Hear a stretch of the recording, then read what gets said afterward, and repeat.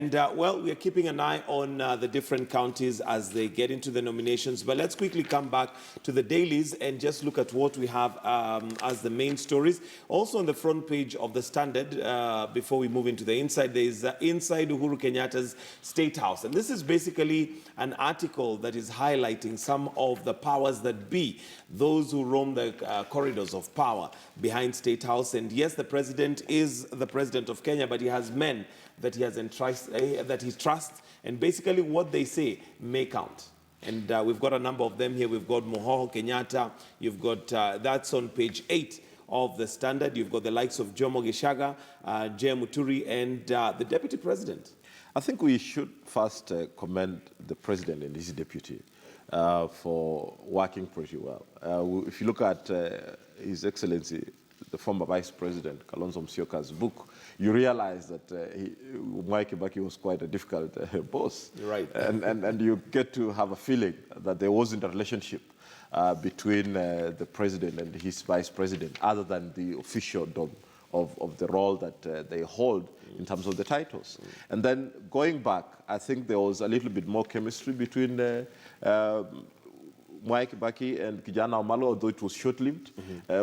President Moi is known to have really not had due regard for, his vice presidents. Right. One time quipping that if the number of sufriyas will increase by nominating, Vice President, the late Professor George Saitoti, to take over office. So be it. You can see the kind of, disregard he had for the office. But you have to give it to President Uhuru Kenyatta and William Ruto that they really have a chemistry and they have a rapport real beyond the official titles they hold.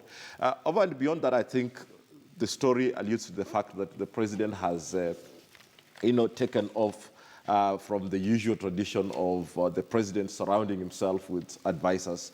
You would remember that in the first term of President Mwai Kibaki, he had also his cronies that he had been in politics for a long time with, who are actually blamed to have missed his first term.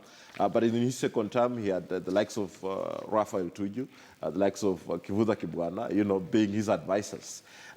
Unlike President Uhuru Kenyatta now, who really relies on old cronies. J. Muturi has been his peer before he became the Solicitor General, and they have worked closely for a long time. Mohoho Kenyatta is the younger brother, so perhaps he knows the temperament of the president much better than anyone else.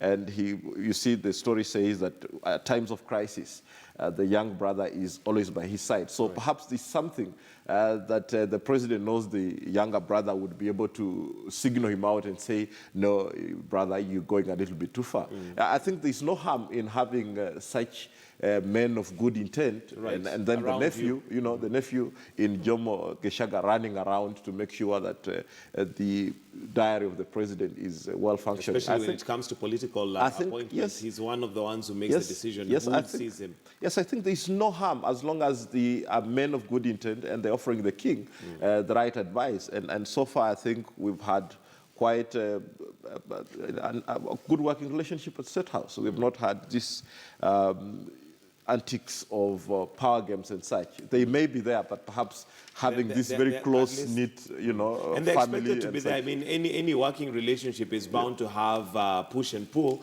but at least it helps to see that they have a working team that is able to be effective. And as to whether they advise the president correctly or not is a different story for another day, but at least he has a team that he works with. Yes, but more important is his working relationship with his deputy president. This is a coalition government. And I think what has bedeviled the other coalition government is that the principals were not pulling in the same direction. Raila Odinga and President Mwai Kibaki were not real friends, and they could only be able to transact officially. But it's good that leaders can, transcend the officialdom and be able to interact. Unofficially, informally, and perhaps that creates a more cohesive. Whether this is translating to the ground in terms of having, particularly the Rift Valley, a hotspot, pitting the two communities in 2007 is a whole different game ball. But I think they should then be able to use their real chemistry to make sure that there's cohesion, there's unity.